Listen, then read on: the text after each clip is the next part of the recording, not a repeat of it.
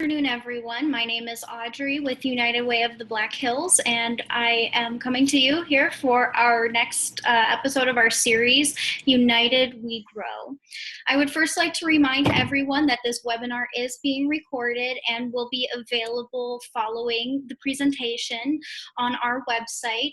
And if you've missed any of our other previous webinars, you can also go to our website as well to view those.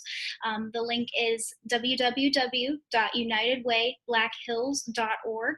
Go to the coronavirus information tab and you will find that United We Grow series link in there, and you'll be able to click on that and find all of your previous videos as well as this one. We at United Way of the Black Hills recognize that there are many resources to navigate during this time. As collaborators and facilitators with local nonprofits throughout the Black Hills, we've learned that there is a need for educational tips and resources specifically tailored to these organizations. In addition, we developed a United We Stand COVID-19 Response Fund, which is to provide financial assistance to nonprofit organizations here in the Black Hills to continue to provide the services and resources to our community that is specific to COVID-19. You can learn more about this fund by visiting our website, www.unitedwaybblackhills.org. We will have a Q&A session following the presentation. Please share your questions in the Facebook chat feature of this live video, and we will address those at the end of the presentation. At this time, I would like to introduce our speaker, Supervisory Special Agent Brent Gromer. Has been in law enforcement for 21 years. He started his career with the Rapid City Police Department before his employment with the South Dakota Division of Criminal Investigation. Through his employment with the South Dakota Division of Criminal SSA, Gromer has worked in narcotics investigations, general criminal investigations, and investigations involving internet crimes against children. Supervisory Special Agent Brent Gromer is currently assigned as the ICAC Commander for South Dakota. Thank you very much, and I turn it over to Brent. Thanks, Audrey, and thanks everybody for watching. Like she said, I am currently the commander of the South Dakota Internet Crimes Against Children Task Force. That task force is made up of state, county, and local law enforcement officers across the state of South Dakota that are tasked with investigating crimes involving the internet and children. And part of that is we receive what is called cyber tips from the National Center for Missing and Exploited Children. I will say that since the COVID-19 outbreak started, and particularly since the children have all been sent home from school, we are seeing an exponential increase in the number of cyber tips that we're receiving based on all the kids being home, and then certainly the offenders that look to do harm to our children have access to those kids while they're home all day through those devices. So we'll talk a little bit about some of the things that we're seeing. I'm going to share my screen so you'll be able to see a presentation, and we'll go through some of this. And as Audrey said, if you have questions as we go through, type those questions into the Facebook chat, and I'll be happy to answer any questions that you may have. So with that being said, I'll go ahead and share my screen here. And we'll talk about some things that we're seeing online. I will tell you that, the problem is that for kids today, I got to tell you, I feel sorry for kids today in that they are growing up in a time, really they're kind of a test case for our society in that they're the first generation that has had to grow up with all of this technology. And because of that, a lot of most of us as parents didn't grow up with this type of technology, and we really don't understand. And we give our kids phones at a time when their hormones are raging, their brains aren't fully developed, and we see a lot of kids really have the opportunity to make some big mistakes. And truly, it's a tough time to be a parent. For parents that aren't necessarily as technologically savvy or maybe somewhat intimidated by that technology, it really makes it hard for parents today to monitor what our kids are doing. just some statistics. I won't put a lot out there and I won't talk a lot about it, but the line there in the middle is in 2007 when the iPhone was released. And what we've seen and what some of the studies are showing us is that this particular slide shows that there's a decrease in kids that are dating. And when we say dating, that's more of a traditional dating. Some of the other ones surprised me a little bit when I found these statistics, and this again shows a trend. And that line in the middle is 2007 when the iPhone was released, and we see fewer kids that get together and hang out with their friends, which is somewhat backwards. At least what I would expect is the kids that have access to these phones and really constant access to their friends to communicate. You would think that they would get together and spend more time together. Unfortunately, we're not. And this is a sad statistic too, in that we're seeing more kids that report feeling lonely, even though they've got these devices. And basically what that tells us is that the type of communication and connection that they have through these devices is not the same as that interpersonal communication. Last one, the only thing I will also say is if we raise our kids today with all of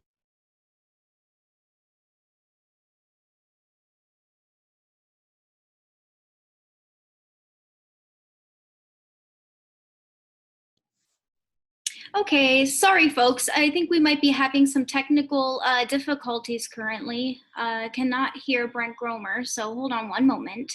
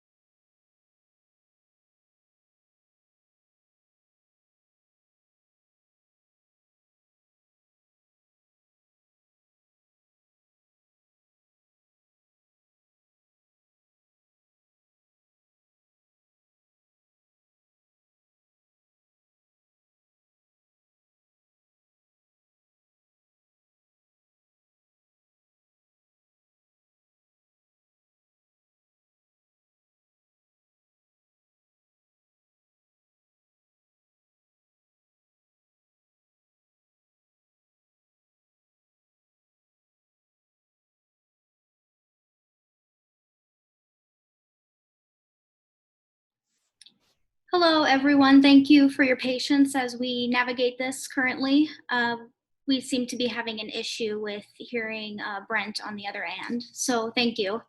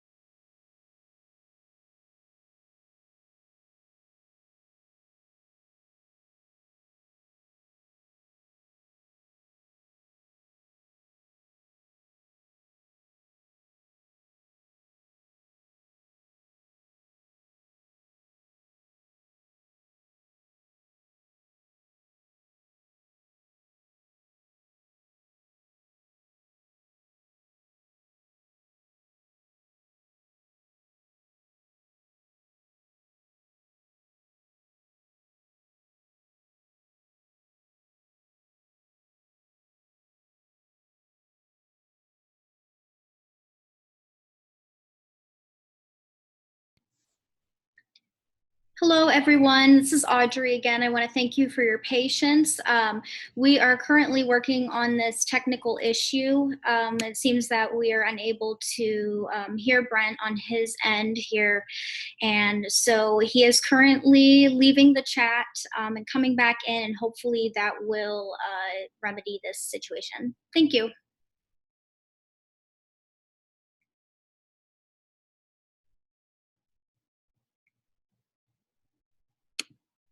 Can you hear me now, Audrey? Yes, I can hear you. All right, sorry about that. No, that's okay. So it seems like we left off around the digital footprint slide. It seemed like after you switched to that, that's when you cut out.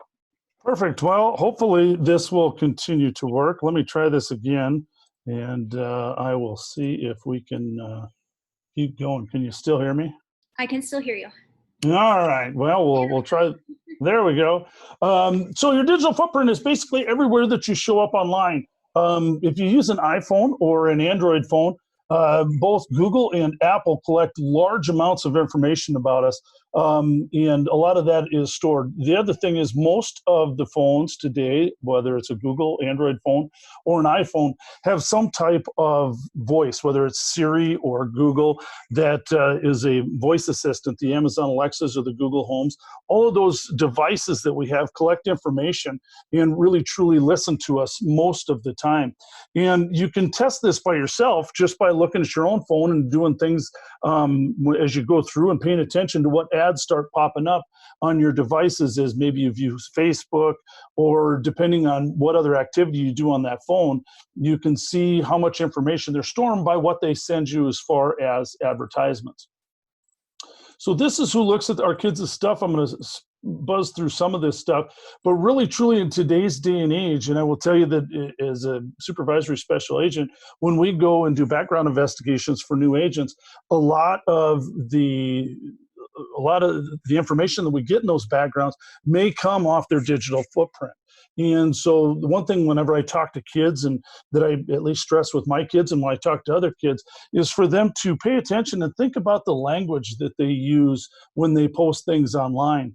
I always tell kids when I speak in high schools that if every other word on their social media is a swear word or a curse word, when they go in to have for a job interview, I always ask which they think is a more accurate representation of who they are, what they post on social media, where they want their friends to see them, or when they come in for a job interview. And I would certainly argue that the information they post online. And so they need to pay attention to that especially as they start to apply for colleges and scholarships and jobs and things of that nature. So this is some of the things that we see happen with these pictures.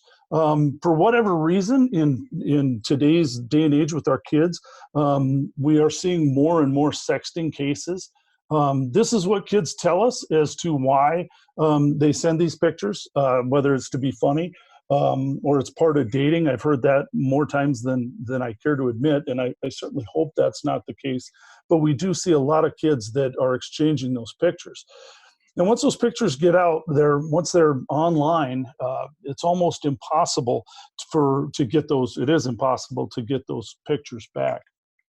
These are some of the consequences that we see commonly. Most often, the sexting cases are handled through the school or through parental involvement, and they do not involve any type of legal ramifications.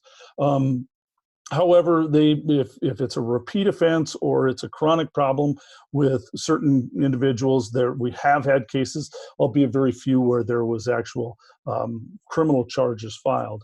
One thing I will tell you that probably about, and this is an anecdotal number, but the very high percentage, I would say over 90% of the sexting cases that we deal with involve Snapchat. And Snapchat really is kind of the number one form of communication that our kids are using today, more than phone calls, more than text messaging. It's Snapchat. And what I will tell you with Snapchat is to pay attention if your kids have Snapchat, to look for the My Eyes Only. And you find that by swiping up. When the camera is up, swipe up into the memories, and then swipe all the way to the right for the My Eyes Only. And it has a 4-digit passcode. Now, a lot of times I will hear kids say, well, I don't know what that was. That popped up on one of the most recent updates of Snapchat. And that's a story that they're telling you. It's not true. They actually have to go in and activate My Eyes Only. It doesn't pop up by default. And I've also heard kids say, well, I don't remember what that passcode is. I created that, but now I don't remember the PIN code. That's usually not true, too. We've usually found that when kids get their phones taken away and they know they're not going to get it back until they provide that PIN code, it helps jar their memory usually for what that actual PIN code is. But there's really no way. The problem with Snapchat is as a parent, it's really difficult to monitor what your kids are doing on Snapchat. For the most part, once those pictures run, they are unrecoverable on the handset itself. We as law enforcement can a lot of times recover some of those images through sending legal process to Snapchat. However, as a parent who's trying to monitor their kids, those images are mostly unrecoverable on the handset. I will tell you that one thing that I did with my kids is I would wait until they have a screen full of new snaps, and I would walk up over their shoulder and have them open those snaps while I was looking at them. And that way, as a parent, it gives you an idea of the conversation and the nature of the conversation prior to that message. Or if they're talking with maybe a boyfriend or a girlfriend, it will give you an idea of what type of images are going back and forth, at least for a snapshot at that point in time. One other thing that I will talk to parents about, a lot of kids are using Instagram more so than Facebook. And one thing that I would look for is any of these hashtags, either Finsta or Sinsta. One of them stands for Secret Instagram. We don't see it quite as much anymore. But one thing I will tell you is that a lot of times kids will have multiple Instagram accounts. They'll have an Instagram account that mom and grandpa and grandma and everybody gets to see. And then they'll also have either a secret Instagram that they just give to their friends, or a fake Instagram. And the fake Instagrams are the ones that we see utilized more for cyberbullying and things about that, things of that nature. So one thing I always tell parents ask, well, how do I know if my kid has these? Well, the best thing I can tell you is to go to Google. And if you go up to the upper right-hand corner of Google where it says sign in, most kids that we see use Google as an email provider, or Gmail as an email provider. And if you click on that little drop-down arrow, it will allow you to sign into other accounts. And this is what you'll see. Now, these are blacked out because a lot of them are undercover accounts that I have. But these are all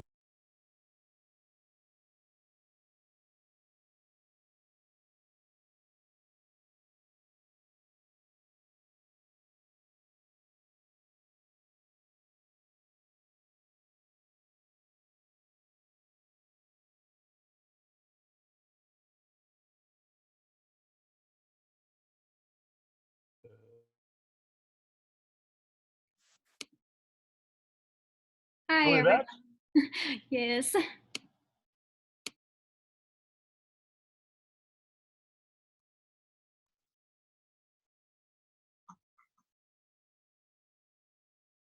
Okay, I think you can hear me now. Yep, all right, good. So those Google accounts, let me go back here, share this again. All right, so these Google accounts will show up, and if you see a bunch of accounts that you don't recognize, you can ask your kids about those. Now, I will say mostly, a lot of times, they will create a new account just for certain apps, and they may not use that account for anything else. So they may not necessarily know the passcode or the logon credentials for those accounts, but it will at least tell you why they've got a bunch of other accounts, and you should start asking questions as to why. So some of the apps that we probably see abused more than any other, let's see if we can, some of these, a lot of these are dating sites. Meet Me, Scout, Grindr is a homosexual dating or hookups type site. One that I'm sure a lot of parents will recognize is TikTok. It's getting a lot more popular with kids. And I will tell you that we're starting to see TikTok be abused more and more. And part of the reason for that is it's a short video app, and kids like to post the videos and then have people react to those videos. And it's just a good medium really for offenders that are looking to do harm to kids, to try to get to manipulate them, to get them to create videos that they want and that necessarily aren't appropriate. One other thing that whenever I get a chance to talk to parents, WhatsApp is a messaging app which works fine. It's not necessarily anything wrong with the app, but it's owned by Facebook. So Facebook owns WhatsApp, and it also owns Instagram. And there's been some information in the news where Facebook is considering moving all of their messaging applications to WhatsApp. So Facebook Messenger would go away, and Instagram direct messaging would go away as well, and they would all be incorporated into WhatsApp. And the problem with WhatsApp is it's got what they call end-to-end encryption. And what that means is if I send a message from my phone through WhatsApp, that message gets encrypted on my phone, and it doesn't get decrypted until it ends up on the recipient's handset. And you think, well, that sounds good. It's private, and nobody will be able to spy on it. To some extent, that's true. It is private, that it can't be viewed. The problem that we have is last year, the National Center for Missing and Exploited Children received roughly 18 million cyber tips worldwide. Those are all tips of kids that are the reports of kids that are being abused or exploited online. And the problem with that, I think roughly, over 10 million of those came from Facebook. And a large portion of the ones that Facebook generated came from their Messenger application. So if Facebook does make this move to where it pushes all of its communications, these private communications, to WhatsApp, it will eliminate the ability for us to see and identify people that are looking to abuse children. It's going to make our job to protect kids and find offenders that are looking to do kids much, much harder. So as you see some of this, and when they start talking about these big tech companies and the difference between privacy and security, a lot of the big companies, the big tech companies, like to make those terms synonymous. They're not. Security is how we protect our information, and privacy is what we can see. And certainly, no one deserves privacy to abuse our children. So some other apps that we commonly see, LiveMe, Kick Messenger is one that's been used, and we've seen for years and years, that is used by offenders to abuse kids, as well as to communicate and share images with other offenders. So another thing I'd like to talk about is VPNs, and I will tell you that as a parent, they can be good and they can be bad. If you are using the open Wi-Fi, say at a coffee shop or in an airport, I would recommend using a VPN in that it does make it more secure, your internet transmissions. But if your kids are using a VPN on, say, your home network that's password protected, this is something that should probably cause you a little bit of concern, because there's only one reason that they would use a VPN when they're on their home network, and that's truly to hide their internet traffic and what they're going to. So you may have a child that go to a VPN so they can access pornography sites without mom or dad being able to find that. These are what we see happen a lot with these images, whether it's a sexting case where we have an individual that's taking pictures of themselves, or if somebody is being forced to take these pictures, these images get lost, they get passed around, and then as it states, they get used to blackmail people. We are seeing more and more of that across the country now.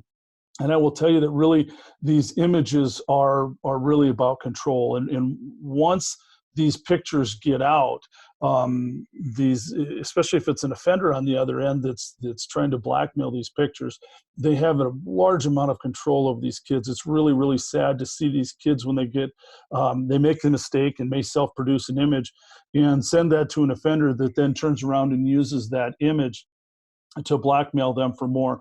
This is commonly what it is. It's not usually just sending nudes or sexting. These are offenders that will reach out to kids and try to get them to send an image that where they expose themselves, and then they tell them that if they don't continue to create these images will be posted either to mom's Facebook page, or they'll get tagged on them in Instagram, and they'll get posted to Instagram so all their friends will see them. And they become really, kids are easily controlled at that point in time, because they were scared that they're going to get in trouble, one, for sending the pictures, or they're scared that these images are going to get out and everybody will see them. Usually it's an adult, although I will say that we have seen some cases in the high schools across the state where we've had some kids, usually boys, that may get an image, and to try to get one of their female classmates to send more, they will tell them that if they don't, they're going to tag them on Instagram. And I will tell you that those cases are dealt with more harshly than just a sexting case. It is different. We have seen some of those cases get charged, mostly because we've just seen a really, really much higher rate of suicide amongst these kids that really don't know how to deal with this and being forced to do that. And unfortunately, we've seen kids turn to self-harm. So some of the grooming that we see with offenders, especially through these, is not much different than what we would see in regular, more common, or what we would think about regular sex abuse. One thing I will point out is that if your child or one of your children's friends receives a cell phone from someone they met online, you should be very concerned, to the point where you should contact law enforcement on that. I will tell you that I have requested and been granted a search warrant in South Dakota to search a child's home because we knew that a phone had been sent, and there's just no other reason that someone would send a child a phone other than to have that child self-produce images. So we often see that, where these offenders will send a burner phone or a pay-as-you-go phone to these kids, just so these kids will continue to send them images. So if your kid gets a cell phone, be very concerned. And as I said, I would contact your local law enforcement and let them look into that as to why that would happen. So I always get asked by parents, when I talk to parents, if there's any good apps out there. The answer is no. No, I'm kidding. There are a few that we have used. I get asked a lot about monitoring apps. I will tell you that I have kids that are, my son is 16 and my daughter's 20, and I didn't use a monitoring app on either of their phones. I haven't found one that I like, that I think works very well. The problem with monitoring apps is they're only as good as the third-party applications like Facebook, Snapchat, things like that they can monitor. And the problem with that is Facebook, Snapchat, all these other third-party applications that our kids are using are constantly pushing out updates to their software. And once a new update comes, those monitoring apps no longer work. And unfortunately for us as parents, if we have a monitoring app on the phone, we tend to rely on that, and we don't provide the monitoring that we need to, because we rely on that app that just isn't working. There are a few that I do recommend, and I did use. The Find My iPhone app works very well to find out where your kids are at. My daughter found out more than once when she was growing up that I could track her, and sometimes I asked her questions that I already knew the answer to, like, where are you? And sometimes she chose to tell me the truth, sometimes she didn't. So the Find My iPhone app is a good one. The other one, the Find My Lost Phone, that's just an Android app that works on the Android operating system. And the last one there on the right is called Circle of Six. It's probably one of the only apps that I really do recommend. It works very well. I will tell you that for my kids, they both got it on their phone.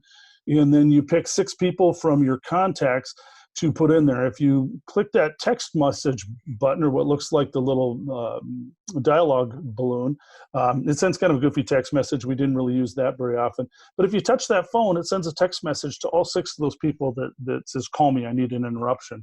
So if your kid is maybe at a party where somebody's drinking, or maybe somebody showed up with drugs, or they just don't know how to get out of that situation, they can, or maybe they're with a boyfriend or a girlfriend and things are going a little too far, a little too fast, they can hit that button, and certainly within the next 5 minutes, they're going to get a phone call from 6 people who care about them and love them, to give them a break to figure out how they can get out of that situation.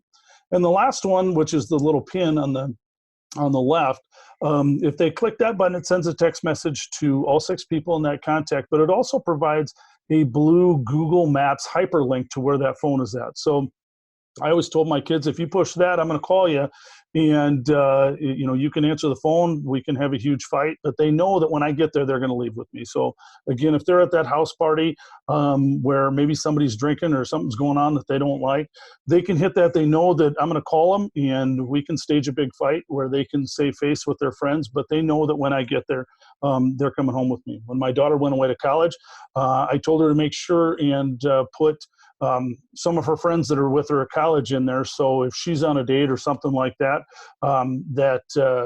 if something's going wrong, she can send that in, and there'll be people then that know where they're at. So that's about all I have. I'm open to any questions. I apologize for the technical difficulties. I'm not sure if it was necessarily the state internet line coming into my office or what it was, but if there's any questions, I'd be more than happy to answer any questions. And I'm going to stop sharing my screen at this time. Yes, thank you so much, Brent. That was some really good information, and Audrey, I think you're muted. that I learned that I didn't I even can't hear know you. about myself. And one of the questions I did have actually is, especially for some of these nonprofit agencies or teachers or even parents, I guess it applies to anybody. The conversation around this, it's almost, kids are getting the technology in their hands so much younger. When is that appropriate time, I guess, or are there resources or links that kind of can assist parents or teachers or organizations in having those conversations with kids that are kind of age appropriate around these type of topics, apps and things like that? Sorry, Audrey, I missed most of that. I don't know what happened, but my audio got muted again for some reason. Oh, I okay. apologize. Oh no, it's okay. This works because I kind of messed up on my question anyway. So I was kind of wondering what those age appropriate topics are, because so kids are getting technology at so much of a younger age now. Are there any type of resources, or do you know of any type of, I guess, channels or know of any type of topics that can help parents, organizations, and teaching this to children in terms of that's age appropriate for them?